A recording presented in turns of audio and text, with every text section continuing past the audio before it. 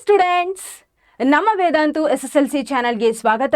ನಾನು ನಿಮ್ಮ mathematics mentor Vaishnavi.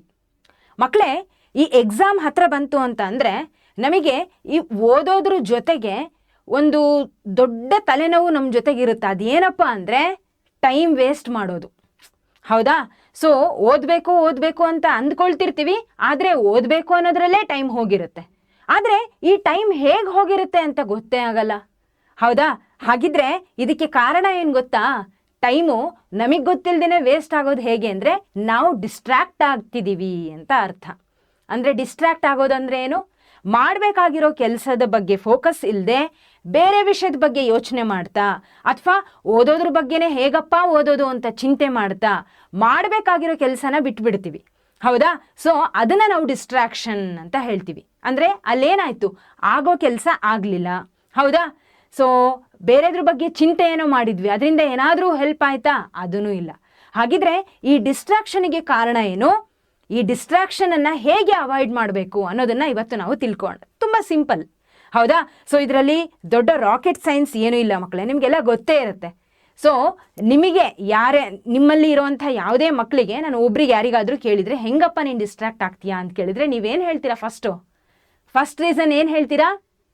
Exactly, mobile. ಹೌದಾ? ಸೊ ಮೊಬೈಲ್ ಎಲ್ಲರ ಹತ್ರನೂ ಇದೆ. ಯಾರ ಹತ್ರ ಮೊಬೈಲ್ ಇಲ್ಲ ಹೇಳ್ರಿ? ಹೌದಾ? ಸೊ ಮೊಬೈಲ್ ಇರುತ್ತೆ, ಲ್ಯಾಪ್ಟಾಪ್ ಇರುತ್ತೆ, ಡೆಸ್ಕ್ಟಾಪ್ ಇರುತ್ತೆ ಮನೇಲಿ. ಹೌದಾ? ಏನೇನೆಲ್ಲ ಬೇಕೋ ಎಲ್ಲ ಸಿಗುತ್ತೆ. ಯಾವುದಕ್ಕೆ? ಡಿಸ್ಟ್ರಾಕ್ಟ್ ಆಗಲಿಕ್ಕೆ. ಆದರೆ ಈಗ ಈ ಗ್ಯಾಡ್ಜೆಟ್ಸ್ ಏನಿದಾವಲ್ಲ, ಅಂದರೆ ಯಾವುದೇ ಎಲೆಕ್ಟ್ರಾನಿಕ್ ಡಿವೈಸ್ ಇರಬಹುದು, ಲ್ಯಾಪ್ಟಾಪ್ ಆಗಿರಬಹುದು, ಸಿಸ್ಟಮ್ ಆಗಿರ್ಬೋದು, ಮೊಬೈಲ್ ಆಗಿರಬಹುದು, ಯಾವುದನ್ನೇ ಆಗಲಿ ನಾವು ನಮಗೆ ಉಪಯೋಗ ಆಗೋ ರೀತಿ ಬಳಸ್ಕೊಂಡ್ರೆ ಅದರಿಂದ ನಮಗೆ ಯಾವತ್ತೂ ಕೂಡ ಏನಂತ ಹೇಳ್ತೀವಿ, ಹಾನಿ ಆಗಲ್ಲ. ಆ್ಯಕ್ಚುಲಿ ಅದರಿಂದನೇ ನಾವು ಎಲ್ಲ ಕೆಲಸ ಮಾಡ್ಕೋಬೋದು. ಏನು ಮಾಡಲಿಕ್ಕಾಗಲ್ಲ ಹೇಳ್ರಿ ಈಗಿನ ಕಾಲದಾಗೆ ಅದರಿಂದ? ಹೌದಾ? ಒಂದು ಜಾಬ್ ಸಹಿತ ಜಸ್ಟ್ ಒಂದು ಮೊಬೈಲಿಂದ ತೊಗೋಬೋದು ನಾವು. ಕರೆಕ್ಟ್ ಅಲ್ವಾ? ಸೊ ಮೊಬೈಲಲ್ಲಿ ಲಿಂಕ್ಡ್ಇನ್ ಆಗಿರಬಹುದು, ನೌಕರಿ, ಈ ರೀತಿ ಡಿಫ್ರೆಂಟ್ ಆ್ಯಪ್ಸ್ಗಳು ಬರ್ತವೆ. ಹೌದಾ? ನಾನು ಹೇಳ್ತಿರೋದು ನಿಮಗೆ ಎಕ್ಸಾಂಪಲ್. ಇದೇ ಒಂದು ಮೊಬೈಲಿಂದ ಈ ಆ್ಯಪ್ಸ್ಗಳನ್ನು ಬಳಸಿ ಆ ಆ್ಯಪ್ಗಳಲ್ಲಿ ಎಜುಕೇಟೆಡ್ ಅಂದರೆ ಎಜುಕೇಷನ್ ಮುಗಿಸಿರುವಂತಹ ಸ್ಟೂಡೆಂಟ್ಸ್ಗಳು ಆ ಆ್ಯಪ್ಗಳಲ್ಲಿ ತಮ್ಮ ರೆಸ್ಯೂಮೆಯನ್ನು ಅಪ್ಲೈ ಮಾಡಿ ಜಸ್ಟ್ ಕೂತಲ್ಲೇ ಮನೆಯಿಂದನೇ ಕೆಲಸನ ತಗೊಳ್ತಾರೆ. ಹೌದಾ? ಸೊ ಅವರಿಗೆ ಎಷ್ಟು ಬೇಕೋ ಅಷ್ಟು ಸಂಬಳ, ಅವರಿಗೆ ಕೈ ತುಂಬ ಸಂಬಳ ಕೊಡುವಂಥ ಕೆಲಸ ಕೂಡ ಇದೇ ಗ್ಯಾಡ್ಜೆಟ್ಸ್ ಮಾಡುತ್ತೆ. ಮುಂಚೆ ಎಲ್ಲ ಒಂದು ಕಾಲದಲ್ಲಿ ಲೆಟರ್ ಬರೆಯೋದು, ಅಲ್ದಾಡೋದು ಎಲ್ಲ ಇತ್ತು. ಇವಾಗ ಇದೇ ಮೊಬೈಲಿಂದ ಎಷ್ಟು ಬೇಕೋ ಅಷ್ಟು ಸಂಪಾದನೆ ಮಾಡ್ತಾರೆ. ಕರೆಕ್ಟ್ ಅಲ್ವಾ? ಅವರು ಓದಿದ್ದನ್ನು ಸಾರ್ಥಕ ಮಾಡ್ಕೊಳ್ತಾರೆ. ಅದೇ ರೀತಿ ಓದೋ ಟೈಮಲ್ಲಿ ಈ ಗ್ಯಾಡ್ಜೆಟ್ಸನ್ನು ನಾವು ಹೇಗೆ ಯೂಸ್ ಮಾಡಬಹುದು ಅಂದರೆ, ಅಫ್ಕೋರ್ಸ್ ತುಂಬ ಈಸಿ.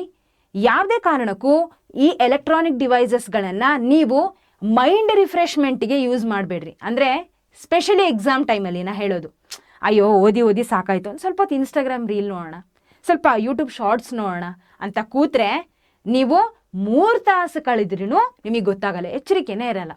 ಯಾಕೆಂದರೆ ಅದರಲ್ಲಿ ನಿಮ್ಮನ್ನು ಡಿಸ್ಟ್ರಾಕ್ಟ್ ಮಾಡಲಿಕ್ಕೆ ಅಂತಹ ವಿಡಿಯೋಗಳು ಇರ್ತವೆ. ಹೌದಾ?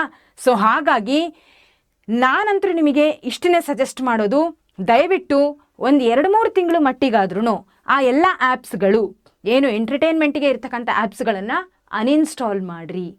ಅಥವಾ ಒಂದು ವೇಳೆ ಇಟ್ಟರೂ ಬ್ಲಾಕ್ಡ್ ಲಿಸ್ಟಲ್ಲಿ ಇಟ್ಬಿಡ್ರಿ. ಅಂದರೆ ಯಾವುದೇ ನೋಟಿಫಿಕೇಷನ್ಸ್ ಬರಬಾರ್ದು. ಓಕೆ? ಈವನ್ ವಾಟ್ಸಪ್ಪಲ್ಲಿ ನೀವು ನಿಮ್ಮ ಫ್ರೆಂಡ್ಸ್ ಜೊತೆ ಚಾಟ್ ಮಾಡ್ತೀರಾ, ಓಕೆ, ತಮಾಷೆ ಮಾಡ್ತೀರಾ ಅಂತಂದರೆ ವಾಟ್ಸಪ್ಪಲ್ಲೂ ಕೂಡ ಅವ್ರನ್ನೆಲ್ಲ ಬ್ಲಾಕ್ ಲಿಸ್ಟಿಗೆ ಹಾಕ್ರಿ. ಅಪ್ಪ ಅಮ್ಮ ಬಿಟ್ಟು ಬೇರೆ ಯಾರ ಜೊತೆಗೂ ಮಾತಾಡ್ಲಿಕ್ಕೆ ಹೋಗಬಾರ್ದು. ಯಾಕೆ ಅಂದರೆ ಡಿಸ್ಟ್ರಾಕ್ಟ್ 1 ನಿಮಿಷ ಅಂತ ಅಂದ್ಕೊಂಡ್ರೂ ಕೂಡ ಅದು 1-2 ತಾಸು ತನಕ ಎಳ್ಕೊಂಡು ಹೋಗುತ್ತೆ. ಹೌದಾ? 1-2 ನಿಮಿಷ ರೀಲ್ಸ್ ನೋಡಿದ್ರೆ ಆಯಿತು ಅಂತ ಕೂತ್ರೆ 1 ತಾಸು 2 ತಾಸು ಆಗಿದ್ದೂ ಗೊತ್ತಾಗಲ್ಲ. ಸೊ ನಾನು ನಿಮಗೆ ಸಿನ್ಸಿಯರ್ ಆಗಿ ಸಜೆಸ್ಟ್ ಮಾಡೋದಿಷ್ಟೇ, ಗ್ಯಾಡ್ಜೆಟ್ಸ್ಗಳನ್ನು ಬಳಸೋದಾದರೆ ಯಾವುದೇ ಲ್ಯಾಪ್ಟಾಪ್ ಆಗಿರಬಹುದು, ಮೊಬೈಲ್ ಆಗಿರಬಹುದು, ಸ್ಪೆಷಲಿ ಮೊಬೈಲ್, ನೀವೇನು ಮಾಡಬೇಕು, ನಿಮಗೆ ಯಾವ ಒಂದು ಆ್ಯಪ್ಗಳಿಂದ ನಿಮ್ಮ ಎಜುಕೇಷನ್ಗೆ ಸಹಾಯ ಆಗುತ್ತೋ ಅದನ್ನು ಮಾತ್ರ ನೀವು ಯೂಸ್ ಮಾಡಿ. ಇಫ್ ಐ ಟಾಕ್ ಅಬೌಟ್ ಯೂಟ್ಯೂಬಲ್ಲಿ ನೋಟಿಫಿಕೇಷನ್ಸ್ಗಳನ್ನು ಆನ್ ಮಾಡಬೇಕು.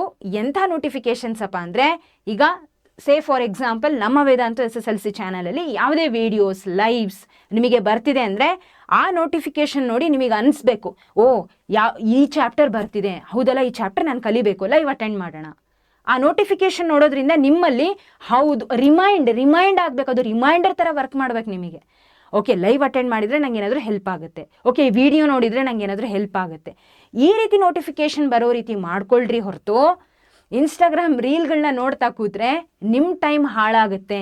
ಆ್ಯಂಡ್ ಯು ನೋ ವಾಟ್, ಈ ಫೇಸ್ಬುಕ್ ಆಗಿರಬಹುದು, ಇನ್ಸ್ಟಾಗ್ರಾಮ್ ಆಗಿರಬಹುದು, ಯಾರೆಲ್ಲ ಈ ಆ್ಯಪ್ಸ್ಗಳನ್ನು ತಯಾರು ಮಾಡಿದಾರೋ ಅವರು ಅವ್ರ ಮಕ್ಕಳುಗಳಿಗೆ ಸ್ವತಃ ಈ ಆ್ಯಪ್ಗಳನ್ನು ಯೂಸ್ ಮಾಡ್ಲಿಕ್ಕೆ ಬಿಡಲ್ಲಂತೆ. ಓಕೆ, ಅವ್ರು ಹೇಳ್ತಾರೆ there is 0 screen time for our children ಅಂತ. They are not providing even to use all these apps to their own children. ಅವ್ರ ಮಕ್ಕಳಿಗೆ ಅವರು ಈ ಒಂದು ಆ್ಯಪ್ಗಳನ್ನು ಯೂಸ್ ಮಾಡ್ಲಿಕ್ಕೆ ಬಿಡ್ತಿಲ್ಲ. ನಾವೆಲ್ಲ ಬಕ್ರಗಳಾಗ್ತಿದ್ದೀವಿ, ಹೌದಾ? ಬಾಕಿ ಇರೋರೆಲ್ಲ ಯೂಸ್ ಮಾಡ್ತಾರೆ, ಬಕ್ರ ಆಗ್ತಾರೆ. ಸೊ ಹಾಗಿದ್ರೆ ನೀವೇನು ಮಾಡಬೇಕು, ಫಸ್ಟ್ ಯೋಚನೆ ಮಾಡಿ. ಎಲ್ಲಕ್ಕಿಂತ ಮುಖ್ಯ ಪರ್ಪಸ್. ನಾನು ಈ ಒಂದು ರೀಲ್ ನೋಡೋದ್ರಿಂದ, ಈ ಒಂದು ಶಾರ್ಟ್ ವಿಡಿಯೋ ನೋಡ್ತಾ ಕೊಡೋದ್ರಿಂದ ನನಗೇನಾದರೂ ಹೆಲ್ಪ್ ಆಗುತ್ತಾ? ಯೋಚನೆ ಮಾಡಿ, ಕುತ್ಕೊಂಡು ಯೋಚನೆ ಮಾಡಿ. ಏನಾದರೂ ಆನ್ಸರ್ ಸಿಗುತ್ತಾ ನಿಮಗೆ? ಪ್ರಾಪರ್ ಆಗಿರೋ ಆನ್ಸರ್ ಸಿಗುತ್ತಾ? ಖಂಡಿತ ಸಿಗಲ್ಲ. ಹಾಗಿದ್ರೆ ಯಾಕೆ ನೋಡ್ತೀರಾ? 2-3 ತಿಂಗಳು ಮಟ್ಟಿಗೆ ಬಿಡಬಹುದಲ್ಲ, ಏನೂ ಆಗಲ್ಲಲ್ಲ, ಆಮೇಲೆ ಮತ್ತೆ ಯೂಸ್ ಮಾಡ್ಬೋದಲ್ಲ. ಓಕೆ, ಸೊ ನಾನು ಹೇಳೋದಿಷ್ಟೇ ಮಕ್ಕಳೇ, ದಯಮಾಡಿ ಈ ಒಂದು ಮೈಂಡ್ ರಿಫ್ರೆಶ್ಮೆಂಟಿಗೆ ಅಂತ ಹೇಳಿ ಯಾವುದೇ ಕಾರಣಕ್ಕೂ ಆ್ಯಪ್ಸ್ ಕಡೆಗೆ ಹೋಗಬೇಡ್ರಿ. ಓಕೆ, ಗೇಮ್ ಆಡೋದು ಆಗಿರಬಹುದು, ಗೇಮ್ಸ್ಗಳನ್ನು ಕೂಡ, ಗೇಮ್ ಯಾವುದೇ ಆ್ಯಪ್ಗಳಿರಬಹುದು, ಅದನ್ನು ಅನ್ಇನ್ಸ್ಟಾಲ್ ಮಾಡಿರಿ, ಅದ್ರ ತಂಟೆಗೆ ಹೋಗಬೇಡ್ರಿ. ಸ್ಟ್ರಾಂಗಾಗಿ ಇಟ್ಕೊಳ್ರಿ ಮೈಂಡನ್ನು, ಆವಾಗ ಮಾತ್ರ ಏನನ್ನಾದರೂ ಸಾಧಿಸೋದಕ್ಕೆ ಸಾಧ್ಯ. ಓಕೆ, ನಾನು ಸಾಕಷ್ಟು ಹೇಳ್ತೀನಿ ಮಕ್ಕಳೇ, ಆದರೆ ಮಾಡೋದು ನಿಮ್ಮ ಕೈಯಲ್ಲಿರೋದು. ನಾನು ದಾರಿ ತೋರಿಸ್ಬೋದು, ಆದರೆ ಆ ದಾರಿಲಿ ಹೋಗೋದು ಬಿಡೋದು ನಿಮ್ಮ ಕೈಯಲ್ಲೇ ಇರೋದು, ಹೌದಾ? ಅಮ್ಮ ನಿಮಗೆ ಊಟ ಮಾಡಿಸ್ಬೋದು, ಊಟ ಮಾಡು ಅಂತ, ಬಾಯಿ ತೆಗಿ ಅಂತ ಹೇಳಿ ಅಂತ ಹೇಳಿ ತುತ್ತಿಡ್ತಾರೆ, ಹೌದಾ? ತುತ್ತಿಟ್ಟ ಮೇಲೆ ತಿನ್ನಲಿಲ್ಲ ಅಂದರೆ ಅದು ನಿಮಗೆ ಬಿಟ್ಟಿದ್ದು. ಅದನ್ನು ತಿನ್ನಬೇಕೋ ಉಗುಳ್ಬೇಕೋ ಅನ್ನೋದು ನಿಮ್ಮ ಕೈಯಲ್ಲಿರೋದು, ಹೌದಾ? ಅವರು ತಿನ್ನಿಸ್ತಾರೆ, ತಿನ್ನಬೇಕಲ್ವ ನೀವು? ಎಸ್. ಸೊ ಅದೇ ರೀತಿ ಹೇಳೋದನ್ನು ಅರ್ಥ ಮಾಡ್ಕೊಳ್ಳಿ, ಆಮೇಲೆ ನಾವು ಪಶ್ಚಾತ್ತಾಪ ಪಡಬಾರ್ದು. We should not regret later. ಯಾವುದೇ ಕಾರಣಕ್ಕೂ ಎಲ್ಲ ಆದಮೇಲೆ ಅದ್ರ ಬಗ್ಗೆ ರಿಗ್ರೆಷನ್ ಇರಬಾರ್ದು. Okay, fine. ಸೊ ಇನ್ನು next, make a proper study plan. ಮತ್ತೊಂದೇನು ಗೊತ್ತಾ, ನಮ್ಮ ಹತ್ರ ಯಾವಾಗ ಪ್ಲ್ಯಾನ್ ಕರೆಕ್ಟಾಗಿರೋದಿಲ್ವೋ ಅಂದರೆ ಒಂದು ಸ್ಟಡಿ ಪ್ಲ್ಯಾನನ್ನು ನೀವೇ ಹಾಕ್ಕೊಳ್ಳಿ. ನಾನು ನಿಮಗೆ ಸಜೆಸ್ಟ್ ಮಾಡೋದೇನಪ್ಪ ಅಂದರೆ, ಎಲ್ಲರಿಗೂ ನಾನು ಟೈಮ್ ಟೇಬಲ್ ಕೊಡೋದಕ್ಕಿಂತ ನೀವೇ ಒಂದು ಪ್ರಾಪರ್ ಸ್ಟಡಿ ಪ್ಲ್ಯಾನನ್ನು ಮಾಡ್ಕೊಳ್ಳೋದು ಒಳ್ಳೆಯದು.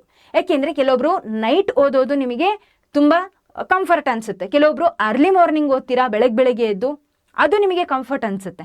So depending on your productivity, ನಿಮ್ಮ ಮೈಂಡ್ ಸೆಟ್, ನಿಮಗೆ ಯಾವಾಗ ಓದಬೇಕು ಅಂತ ಅನಿಸುತ್ತೋ ಆ ಕ್ಷಣ ಓದ್ರಿ ಅಷ್ಟೇ. ಇಂಥ ಟೈಮಲ್ಲೇ ಓದಬೇಕು ಅಂತ ಇಲ್ಲ. Whenever you are feeling as I can study now, it's my mind is really calm, I can study, sit and study, that's it. So no second thought on that. ಎರಡನೇ ಆಲೋಚನೆನೇ ಬೇಡ, ಕೂತ್ಕೊಂಡು ಓದಿ. ಓಕೆ, ಸ್ಟಡಿ ಪ್ಲ್ಯಾನ್ ಯಾವ ರೀತಿ ಮಾಡ್ಕೋಬೇಕಪ್ಪ ಅಂದರೆ, ಈ ಟೈಮಿಗೆ ಈ ಸಬ್ಜೆಕ್ಟ್ ಅಂತಲ್ಲ, ಯಾವ ಟಾಪಿಕ್ಸ್ಗಳನ್ನು ಫಸ್ಟು ಯಾವ ಟಾಪಿಕ್ಸಿಂದ ಹೋಗಬೇಕು ಅಂತ ಆಲೋಚನೆ ಮಾಡಿರಿ. ಯಾವ ಟಾಪಿಕ್ಸು ಅಂದರೆ, ಯಾವುದು ನಿಮಗೆ ಹಾರ್ಡ್ ಅನಿಸ್ತಿದೆನೋ, ನಾನು ಯಾವಾಗಲೂ ಇದೇ ಹೇಳೋದು, ಹಾರ್ಡ್ ಯಾವುದಿರುತ್ತೋ ಫಸ್ಟ್ ಅದನ್ನೇ ಕೈಗೆ ತಗೊಳ್ಳಿ. ಬಿಕಾಸ್ ಈಸಿ ಆಗಿರೋದನ್ನು ಲಾಸ್ಟ್ ಮೂಮೆಂಟ್ ಅಂದರೆ ಎಕ್ಸಾಮ್ ಹತ್ರ ಬಂದಾಗೆಲ್ಲ ಈಸಿ ಆಗಿರೋದನ್ನು ಬೇಗ ಕಲ್ತು ಬಿಡ್ತೀರ. ಆಲ್ರೆಡಿ ಯೂನಿಟ್ ಟೆಸ್ಟ್ಗಳಲ್ಲಿ ಅಂಥ ಚಾಪ್ಟರ್ಸ್ಗಳನ್ನು ಅಟೆಂಡ್ ಮಾಡಿರ್ತೀರ ಕೂಡ, ರಿವಿಷನ್ ಬೇಕಾಗುತ್ತೆ ನಿಮಗೆ ಈಸಿ ಚಾಪ್ಟರ್ಸ್ಗಳಿಗೆ, ಹೌದಾ? ಅದೇ ಟಫ್ ಆಗಿರೋದ್ರಲ್ಲಿ, ಟಫ್ ಯಾಕಾಗಿರುತ್ತೆ? ಕಾನ್ಸೆಪ್ಷುಯಲ್ ಕ್ಲಾರಿಟಿ ಇನ್ನೂ ಸಿಕ್ಕಿರಲ್ಲ, ಕ್ವೆಶನ್ಗಳನ್ನು ಸಾಲ್ವ್ ಮಾಡಿರಲ್ಲ. ಸೊ ಹಾಗಾಗಿ ಈಗಿರೋ ಟೈಮನ್ನು ನೀವು ಹಾರ್ಡ್ ಸಬ್ಜೆಕ್ಟ್ಸ್ಗಳಿಗೆ ಯೂಸ್ ಮಾಡ್ಕೊಳ್ಳಿ. ಇದನ್ನು ನಾನು ಹೇಳೋದು. ಯಾವುದು ಹಾರ್ಡ್ ಅನ್ನೋದು ನಿಮಗೆ ಗೊತ್ತಿರುತ್ತೆ, ಹೌದಾ? ಕೆಲವೊಬ್ಬರಿಗೆ ಟ್ರಿಗ್ನೋಮೆಟ್ರಿ ಟಫು, ಕೆಲವೊಬ್ಬರಿಗೆ ಕ್ವಾಡ್ರೆಟಿಕ್ ಈಕ್ವೇಷನ್ಸ್ ಟಫು, ಕೆಲವೊಬ್ಬರಿಗೆ surface area and volumes tough, ಹೌದಾ? ಸೊ ಹಾಗಿದ್ರೆ ಯಾವ ಚಾಪ್ಟರ್ಗಳು ಹಾರ್ಡ್ ಅನ್ನಿಸ್ತಿದೆನೋ ಅದು ನಿಮಗೆ ಬಿಟ್ಟಿದ್ದು, ಅಲ್ಲಿಂದನೇ ಶುರು ಮಾಡ್ಕೊಳ್ಳಿ. Surface area and volumes first tough chapter, ನನಗೆ ಬಹಳ ಕಷ್ಟ ಅನಿಸ್ತಿದೆ, ಕೈಗೆ ತಗೊಳ್ಳಿ. You have lot of resources ನಾವು, ರಿಸೋರ್ಸ್ಗಳಿಗೆ ಕಡಿಮೆ ಇಲ್ಲ, ಮನಸ್ಸು ಮಾತ್ರ ಮಾಡ್ಬೇಕು ನೀವು, ಹೌದಾ? ನಿಮಗೆ ಇವಾಗಿನ ಒಂದು ಜನರೇಷನಲ್ಲಿ, ಈಗಿನ ಒಂದು ಟೆಕ್ನಿಕಲ್ ಯುಗದಲ್ಲಿ ಏನು ಸಿಗಲ್ಲ ರಿಸೋರ್ಸ್ ಹೇಳ್ರಿ? ಏನು ಸಿಗಲ್ಲ ನಿಮಗೆ? ಎಲ್ಲ ಸಿಗುತ್ತೆ, ಅಪ್ ಟು ಡೇಟ್ ಪ್ರತಿಯೊಂದು ಸಿಗುತ್ತೆ, ಕರೆಕ್ಟ್ ಅಲ್ವಾ? Make use of it. ನೀವು ಡಿಸ್ಟ್ರಾಕ್ಷನ್ ಒಂದನ್ನು ಕಳ್ಕೊಂಬಿಟ್ರೆ ಡಿಸ್ಟ್ರಾಕ್ಷನನ್ನೇ ನೀವು ದೂರ ಮಾಡ್ಕೊಂಡ್ಬಿಟ್ರೆ ನೀವು ಅರ್ಧ ಗೆದ್ದಂಗೆ. ಹೌದಾ? ಬಿಕಾಸ್ ನಿಮಗೆ ಅಡೆತಡೆ ಏನೂ ಇಲ್ಲ ಅಲ್ಲಿ. Getting it? ಅರ್ಥ ಆಗ್ತಿದ್ದದಾ? ಹಾಗೆ ಪ್ರಾಪರ್ ಸ್ಟಡಿ ಪ್ಲ್ಯಾನ್ ಅಂದರೆ ನಾನು 7ರಿಂದ 8 ಓದಬೇಕು ಅಲ್ಲ, ಟೈಮಿಂಗ್ ಅಲ್ಲ. ನಾನು ಟೈಮಿಂಗ್ ಬಗ್ಗೆ ಹೇಳ್ತಿಲ್ಲ. I am talking about first try to take up the hard subjects. ಅದರೊಳಗೂ ಹಾರ್ಡ್ ಚಾಪ್ಟರ್ಸ್ ಅಂತ ಯಾವುದು ನಿಮಗೆ ಅನಿಸುತ್ತೋ. ಓಕೆ, ಒಬ್ರೊಬ್ರಿಗೆ ಒಂದೊಂದು ಹಾರ್ಡ್ ಅನಿಸುತ್ತೆ. ಕಲ್ತಿಲ್ಲ ಅಂದರೆ ಹಾರ್ಡ್ ಅನಿಸುತ್ತೆ, ಕಲ್ತ ಮೇಲೆ ಅದೇ ಈಸಿ ಆಗುತ್ತೆ. ಓಕೆ, ಸೊ ಅದು ಈಸಿ ಆಗಬೇಕು ಅಂದರೆ ಫಸ್ಟ್ ಇರೋ ಟೈಮಲ್ಲಿ ಅದನ್ನು ಬಳಸ್ಕೊಳ್ರಿ. ಇರೋ ಟೈಮನ್ನು ಅದಕ್ಕೆ ಇನ್ವೆಸ್ಟ್ ಮಾಡಿರಿ. ಆಮೇಲೆ ಈಸಿ ಅಂತ ಅನಿಸಿದ್ದನ್ನು ರಿವಿಷನ್ ಮಾಡಬಹುದು. ಚೆನ್ನಾಗಿದೆ ಅಲ್ಲ ಪ್ಲ್ಯಾನು? ಹೌದಾ? ಸೊ ಹಾಗಾಗಿ ಪ್ರಾಪರಾಗಿ ಪ್ಲ್ಯಾನ್ ಮಾಡಿರಿ. ಕೂತ್ಕೊಂಡು ಒಂದು 10-15 ನಿಮಿಷ ಅದಕ್ಕೆ ಪ್ಲ್ಯಾನಿಂಗಿಗೆ ಇಟ್ಕೊಳ್ರಿ. ಓಕೆ, ಈ ಸಬ್ಜೆಕ್ಟ್ ಮ್ಯಾಥಮೆಟಿಕ್ಸಲ್ಲಿ ಫಸ್ಟ್ ಈ ಚಾಪ್ಟರ್ನೇ ತೊಗೊಳ್ತೀನಿ, ಅದಾದಮೇಲೆ ಈ ಚಾಪ್ಟರ್, ನೆಕ್ಸ್ಟ್ ಪ್ರಿಯಾರಿಟಿ ಈ ಚಾಪ್ಟರ್. ಸೈನ್ಸಲ್ಲಿ ಫಿಸಿಕ್ಸ್, ಕೆಮಿಸ್ಟ್ರಿ, ಬಯಾಲಜಿ. ಹೌದಾ? ಫಿಸಿಕ್ಸಲ್ಲಿ ಈ ಚಾಪ್ಟರ್ಗಳನ್ನು ಫಸ್ಟ್ ಮುಗಿಸ್ತೀನಿ, ಬಿಕಾಸ್ ಸ್ವಲ್ಪ ಲಿಟಲ್ ಟಫ್ ಅನಿಸುತ್ತೆ, ಹಾಗಾಗಿ ಇದನ್ನೇ ತೊಗೊಳ್ತೀನಿ. ಓಕೆ, ಈ ರೀತಿ ಮಾಡ್ತಾ ಹೋಗಿ. ಐ ಕ್ಯಾನ್ ಅಂಡರ್ಸ್ಟ್ಯಾಂಡ್, ಹೇಳ್ದಷ್ಟು ಯಾವುದೂ ಸುಲಭ ಅಲ್ಲ, ಆದರೆ ಇಂಪಾಸಿಬಲ್ಲು ಅಲ್ಲ. You can do it. You can do it. ಮಕ್ಕಳೇ, ಒಂದು ಕಾಲದಲ್ಲಿ ಏನೇನೂ ಇರ್ತಿದ್ದಿಲ್ಲ. ಇವೆಲ್ಲ ಮೊಬೈಲು, ಸಿಸ್ಟಮ್ಸು, ಲ್ಯಾಪ್ಟಾಪು, ಮತ್ತೊಂದು ಎಲ್ಲ ಇದೆ ಇವಾಗ. ಆದರೆ ಆಗಿನ ಕಾಲದಲ್ಲಿ ಏನೇನೂ ಇರ್ತಿದ್ದಿಲ್ಲ. ಹಾಗಿದ್ರೆ ಆವಾಗಿನ ಜನ ಹೇಗೆ ಓದ್ತಿದ್ರು? ಯಾಕೆ ಆವಾಗಿನ ಜನ ಯಾರೂ ಓದಿಲ್ವಾ? ಎಂತೆಂಥ ಮೇಧಾವಿಗಳು ಬಂದರು ಹೊರಗವಾಗ. ಹೌದಾ? ಸೊ ಇವಾಗಿನ ಜನರಿಗಿಂತ ಇನ್ನೂ ಏನೂ ಇಲ್ಲದೇ ಹೊರಗೆ ಬಂದಿರೋರು. ಹೌದಾ? ಸೊ ಯಾಕೆ ಹಿಂದಿನ ಜನ್ರೇಷನಲ್ಲಿ, ಹಿಂದಿನ ಕಾಲದಲ್ಲಿ ಅವರೆಲ್ಲ ಈ ಒಂದು ಕಾಂಪಿಟೇಟಿವ್ ಎಕ್ಸಾಮ್ಗಳನ್ನು ಗೆದ್ದಿಲ್ವಾ? ಗೆದ್ದಿದ್ದಾರೆ. ಅವ್ರಿಗೆ ಏನೂ ಇದ್ದಿದ್ದಿಲ್ಲ, ರಿಸೋರ್ಸಸ್ಸೇ ಇದ್ದಿದ್ದಿಲ್ಲ ಅವರಿಗೆ. ಹೌದಾ? ಈ ರೀತಿ ಮೊಬೈಲ್ಗಳನ್ನು ಯೂಸ್ ಮಾಡೋದು, ಕೇಳಿದ ತಕ್ಷಣ ಅವರಿಗೆ ಒಂದೇ ಕ್ಷಣದಲ್ಲಿ ಎಲ್ಲ ಅವೈಲೇಬಲ್ ಇರೋವಂಥದ್ದು ಇಲ್ಲ. ಆದರೂ ಅವರು ಹೇಗೆ ಇದನ್ನೆಲ್ಲ ಕ್ರ್ಯಾಕ್ ಮಾಡ್ಕೊಂಡು ಬಂದರು? Just because of there mind set. ಹೌದಾ? ಮಾಡಬೇಕು ಅಂತ ಬಂದರೆ ನಾವು ಏನನ್ನಾದರೂ ಮಾಡ್ತೀವಿ. ಸಾಧ್ಯ ಇಲ್ಲ ಅಂದರೆ ಸಾಧ್ಯನೇ ಇಲ್ಲ. ನೀವು ಸಾಧ್ಯ ಅಂದರೆ ಎಲ್ಲ ಸಾಧ್ಯ, ನೀವು ಸಾಧ್ಯ ಇಲ್ಲ ಅಂದರೆ ಏನೂ ಸಾಧ್ಯ ಇಲ್ಲ. ಅದು ನಿಮಗೆ ಬಿಟ್ಟಿದ್ದು. ಓಕೆ, ಸೊ ಇಷ್ಟನ್ನು ನಾನು ಹೇಳ್ತಾ ಮಕ್ಕಳೇ, ಐ ಬಿಲೀವ್ ಡಿಸ್ಟ್ರಾಕ್ಷನಿಗೆ ಮೇಜರ್ ಆಗಿ ನೀವು ಒಂದು ಪ್ರಾಪರ್ ಪ್ಲ್ಯಾನಿಂಗ್ ಇಲ್ಲದೇ ಇರ್ತೀರಾ.